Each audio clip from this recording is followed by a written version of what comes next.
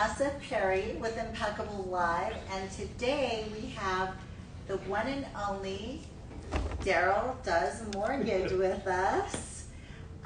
Thank you so much for joining us today, Darryl. Thanks for having me. Can you introduce yourself to our audience and tell them what you do? Sure. My name is Darryl Plaisance, Liberty Star Mortgage. So I've been in the mortgage business for about 30 years, and obviously we finance homes. So I know my last three shows I've had mortgage brokers and mortgage people on here, loan officers, mortgage people.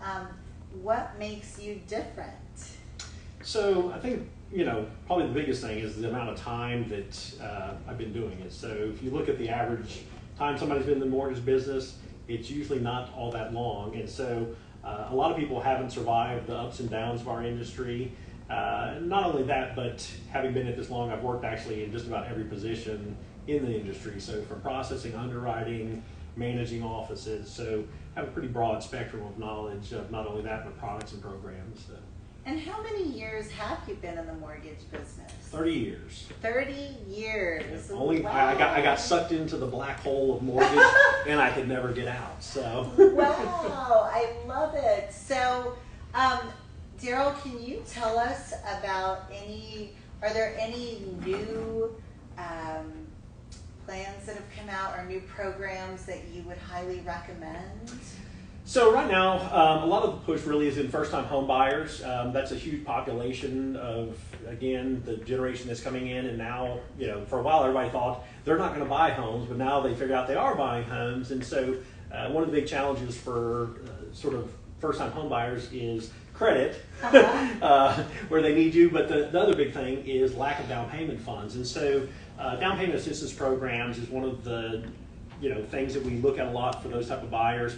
One nice thing is we actually just rolled out a in-house proprietary product that no one else has. So there are multiple down payment assistance programs around the country.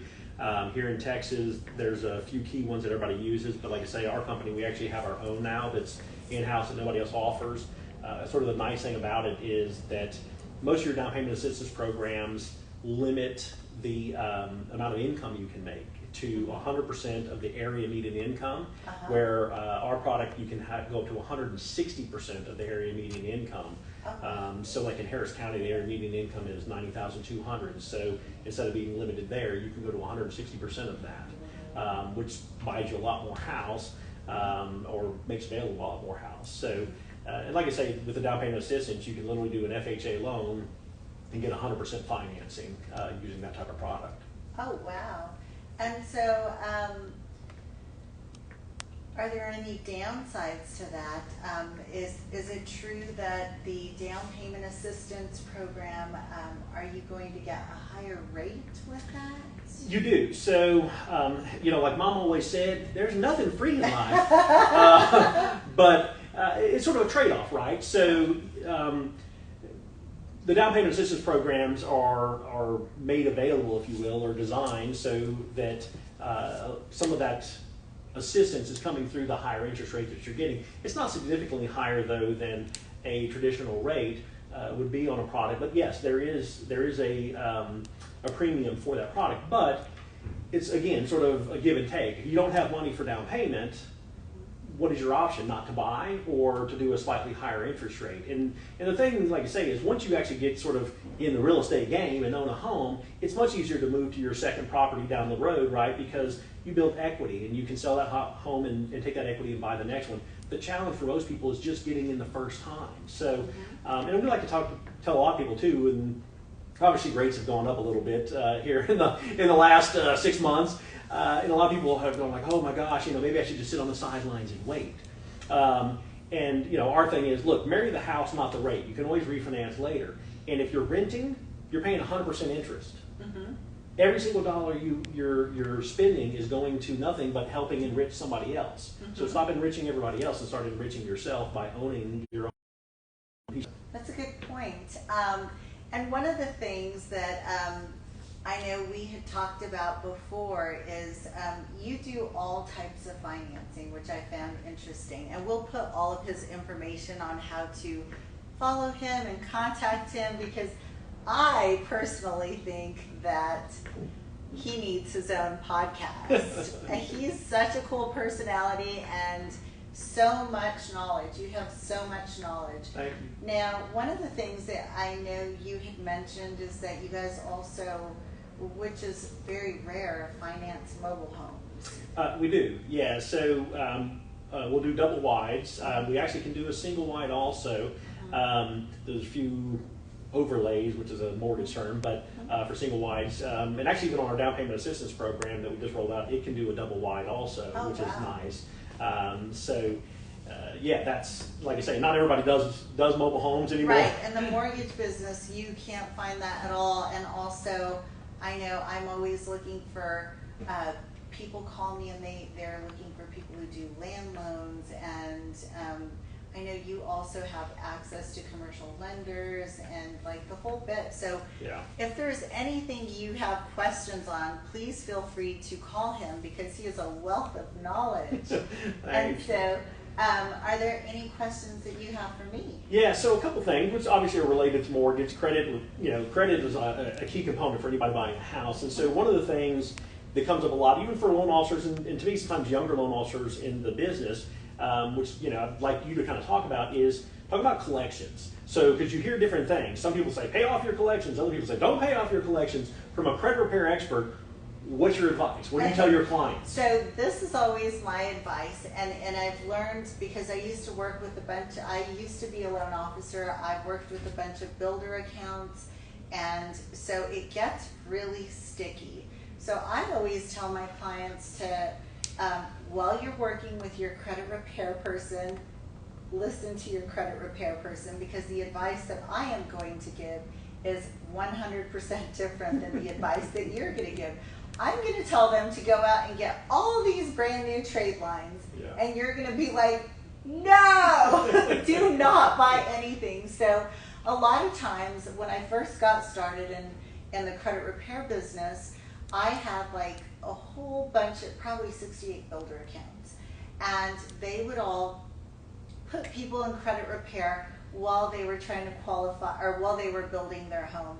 And it was a mess, because I'm telling them to get new trade lines, the builder's lender is telling them don't get anything new, and it was just like so much confusion. So over the years, I've learned to just advise the clients, do not just work with one person at a time. Do the credit first, and then move over to the mortgage, and then go with your realtor, because I'm going to advise somebody not to go out and pay their old collections, to where I'm trying to get the credit score up and qualify, whereas you as a loan officer, I mean, you're painting a picture to an underwriter where they have to show that they pay their bills.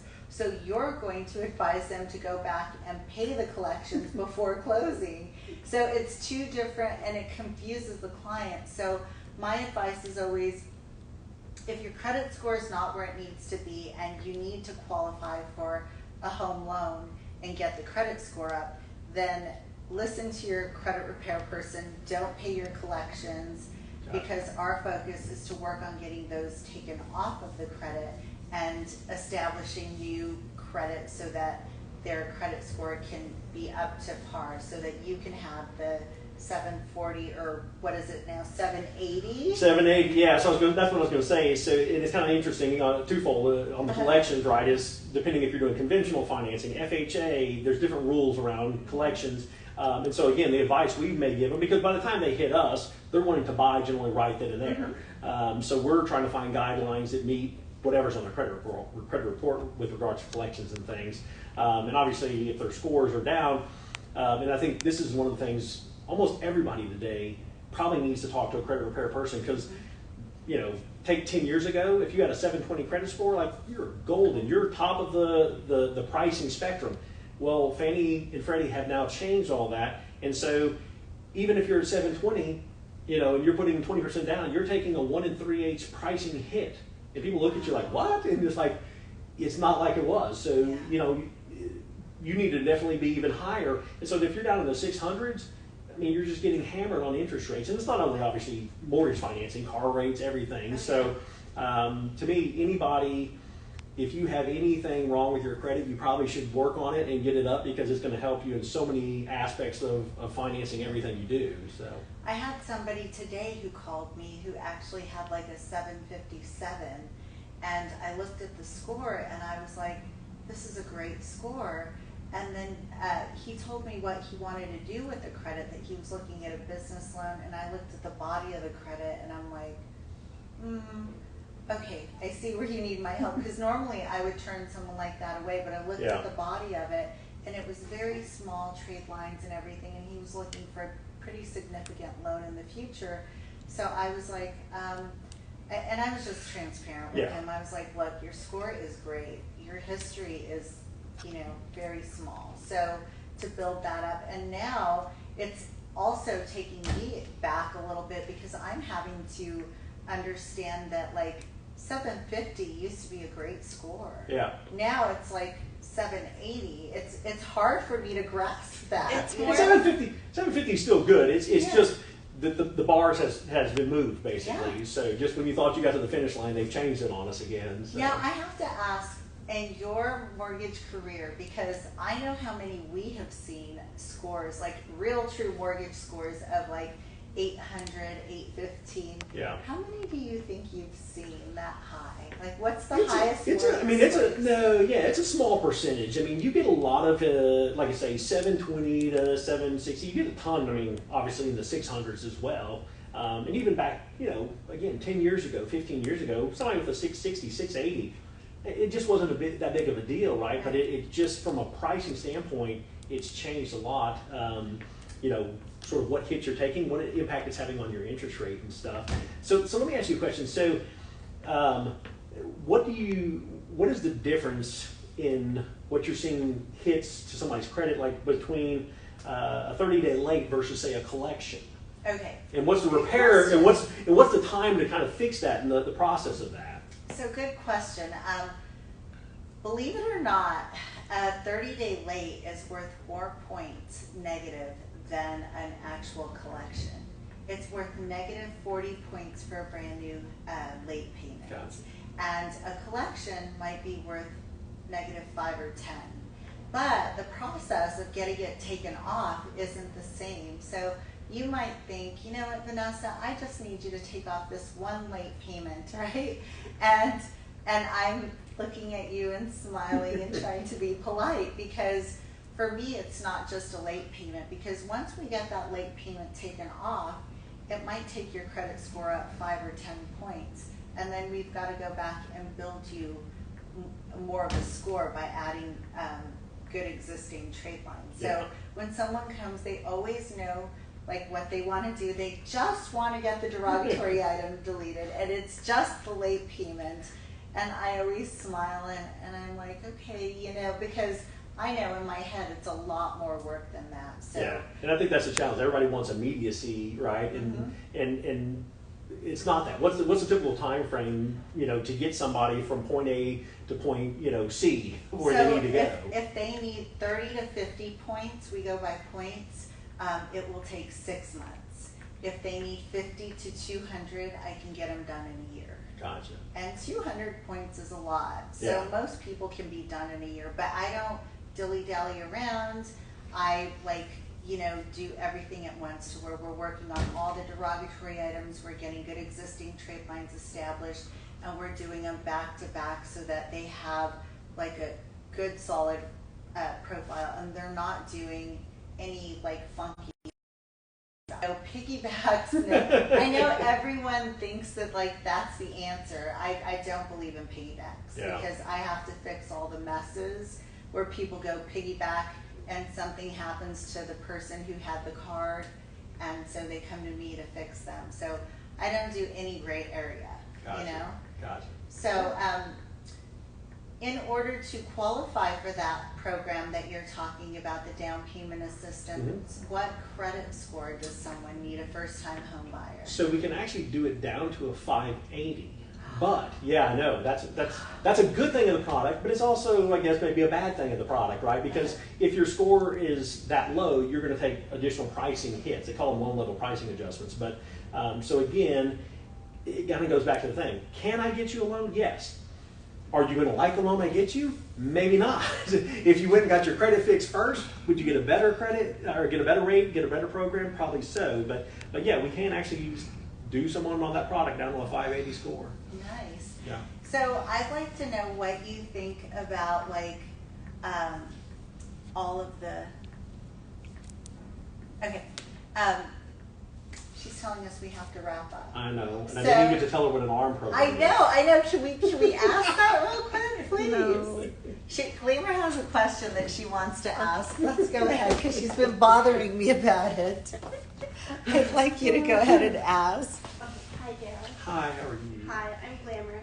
So, my question, ever since I was little, I've been around the mortgage business and everything, with my mom being a loan officer before, but what I thought for the longest time, whenever I'd hear like, oh yeah, they got an ARM, like I was so scared because I thought people were literally having to like, hey, if I don't pay my mortgage, like here's my arm. So like their physical arm. So what is an arm? Can you explain that, please? It's actually an arm and a leg program. So it takes both. Oh, okay. Yeah. No, so ARM basically just stands for adjustable rate mortgage. So predominantly, probably 90% of the market out there is fixed rates, meaning simply you borrow amount of money, here's an interest rate, your principal and interest payment is going to stay the same the entire term of the loan, say for 30 years. With an adjustable rate mortgage, it is the rate is going to change at some point in time, and your interest rate is potentially going up or down, and your payment's going up and down. And so the only reason somebody generally would do an ARM loan is there's hopefully a benefit for doing it, meaning I'm getting a discounted rate up front for that ARM loan because you as a consumer are now taking risk versus me as a lender taking risk. Mm-hmm. So that is what an ARM loan is. Awesome. Well, that makes everything so much better and easier to understand. And then another thing I wanted to add is, so while we're in the credit business, it's so common lately. I think more recently in the past month, we've had people who call and their credit scores are a 750 and they're wanting to get to an 800 or above. And honestly, before we'd be like, no, you're good. But now we're like, no, we can actually help you. Like there's things you can do so you can have impeccable credit. So we have to raise our standards just like you guys did from 750 and above to 780 and above because there is stuff we can do to help. Yep, absolutely. Perfect. Thank you. Awesome. And then do you want to say bye to Darryl? Well, thank you. Bye, Yeah. Darryl. Bye. Thank you so much for appearing on Impeccable Live, and I want everyone to let us know if you think that Darryl needs his own podcast. Thanks. Thank you so much, Darryl, and you have an impeccable day. Thank you.